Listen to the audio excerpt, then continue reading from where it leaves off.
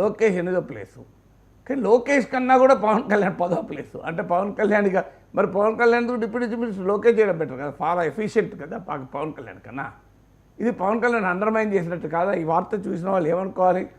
పవన్ కళ్యాణ్ సమర్థుడు కాదు, ఆయన మంత్రిగా ఫెయిల్ అవుతున్నాడు అనుకోవాలా? అఫ్కోర్స్ చూడు, చంద్రబాబు నాయుడు ఎంత గొప్పవాడు, తనకు కూడా 6వ ర్యాంక్ ఇచ్చుకున్నాడు. కానీ ఒక మంత్రికి ఇచ్చాడు ఫస్ట్ ర్యాంక్ అని చంద్రబాబు నాయుడు ఇమేజ్ పెరుగుతుంది. చూడు, తన కొడుకు కూడా 8th ర్యాంక్ ఇచ్చాడు. తన కొడుకు కన్నా ఇంకో 6 మంత్రులకు ఎక్కువ ర్యాంక్ ఇచ్చాడు. చంద్రబాబు నాయుడు చూడండి, అలా ఉంటుంది ఆయన పాలన అని. ఆయనకు సర్టిఫికెట్. పవన్ కళ్యాణ్ వేస్ట్ 10వ ర్యాంకులో ఉన్నాడు, ఆయన ఫైలే క్లియర్ చేయడు. అంటే ఇది ఏ నరేటివ్ పంపుతున్నది?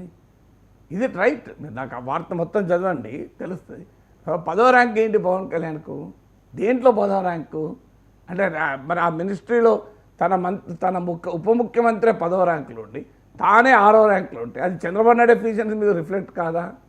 నాకు చెప్పండి, అది ర్యాంకులు ఏంటి, గోల్ ఏంటి, ప్రజలకు డెలివరీ చేయడంలో ఈ ఫైళ్ళు వేగంగా పరిష్కరించడం ఏంటి, ఈ గోల్ ఏంటి? నాకు నిజంగా అర్థం కూడా అవుతలేదు.